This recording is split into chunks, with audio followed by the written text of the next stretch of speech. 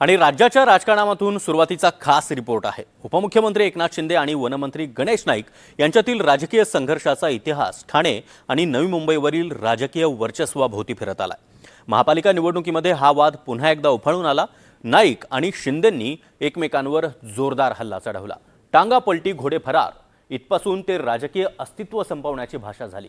या सगळ्या पार्श्वभूमीवर खासदार श्रीकांत शिंदे यांनी आता गणेश नाईकांना ओपन चॅलेंज दिलाय।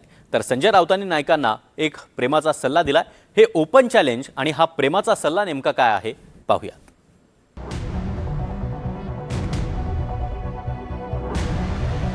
महापालिका निवडणुकीपासून नव्यानं सुरू झालेला गणेश नाईक आणि एकनाथ शिंदेंमधील वाद शमण्याचं नाव घेत नाही।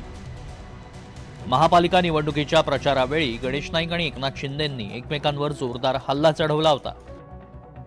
इतकंच नाही तर गणेश नाईकांनी एका कार्यक्रमात बोलताना खासदार श्रीकांत शिंदेंवरही निशाणा साधलाय। माझ्या नादी लागाल तर माझी खासदार करून टाकेन अशा शब्दात नाईकांनी श्रीकांत शिंदेंना इशारा दिला होता। गणेश नाईकांच्या याच इशाऱ्यावरून श्रीकांत शिंदेंनी नाईकांना स्मृतिभ्रंश झाल्याचं सांगत आपल्या विरोधात लोकसभा लढवण्याचं आव्हानच दिलंय। कल्याण लोकसभेमध्ये देखील जे आहे एक खासदाराला माझी करून टाकेन आणि एकही महानगरपालिका जी आहे ती निवडून येऊन देणार नाही। आता त्यांना थोडंसं मी जसं म्हणतो की वयाप्रमाणे काही आजार जे आहेत ते होत असतात, तर वयाप्रमाणे परिणाम जो आहे हा नक्कीच त्यांच्यावरती होत चाललाय। कारण की हे कॉन्फिडेंटली का बोलू शकतो मी, कारण की मी स्वतः एक डॉक्टर आहे। त्यांची डायग्नोसिस मला वाटतं त्यांना स्मृतिभ्रंश, त्याला इंग्लिशमध्ये डिमेन्शिया असं म्हणतात, त्याच्यामध्ये माणूस विसरतो, मागे झालेल्या इतिहासामध्ये झालेल्या गोष्टी विसरतो, तो थोडा चिडचिड करतो, त्याच्यानंतर त्याची दिशाभूल जी आहे ती लगेच होऊ शकते, व्यक्तिमत्वामध्ये बदल घडतो। आम्ही खूप एक मोठा व्यक्तिमत्व म्हणून गणेश नाईक साहेबांना आजपर्यंत समजत होतो, पण त्यांच्या व्यक्तिमत्वामध्ये पण काका खूप बदल झालेला आहे। तर ते थोडंसं आजार जो आहे हा वाढत असतो कधी कधी। तर हे सगळे सिम्पटम्स जे आहे डिमेन्शिया म्हणजे स्मृतिभ्रंश याचे आहेत। हा आजार जो आहे हा तुम्ही पूर्णपणे बरा नाही करू शकत, पण त्याला कंट्रोल करू शकता। हा औषधं वगैरे देऊन कंट्रोल करू शकतो। तर ते आमचं बाळासाहेब ठाकरे दवाखाना जो आहे हा तिथे त्याचं औषध जे आहे ते उपचार करून मिळू शकतो।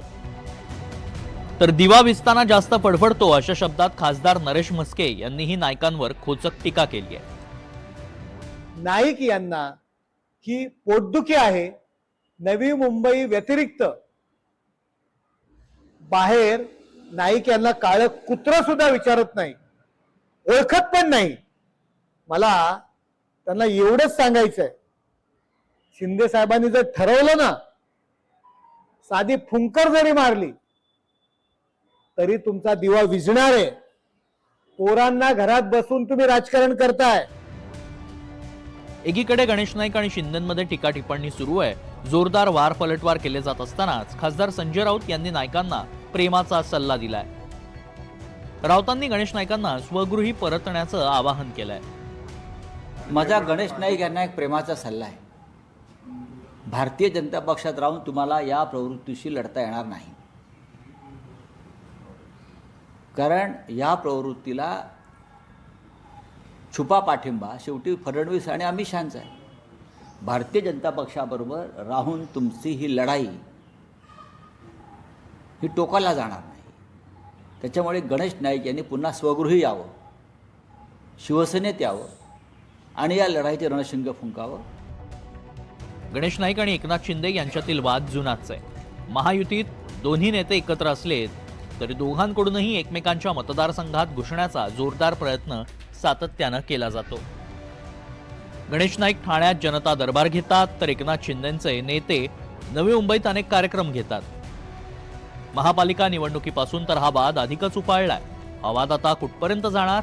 नाईकांकडून श्रीकांत शिंदेंचं चॅलेंज स्वीकारलं जाणार का, की सरकारमधील दोन बड्या नेत्यांमधील वाद शमवण्याचे प्रयत्न फडणवीसांकडून केले जातात, हे पाहणं महत्त्वाचं असेल।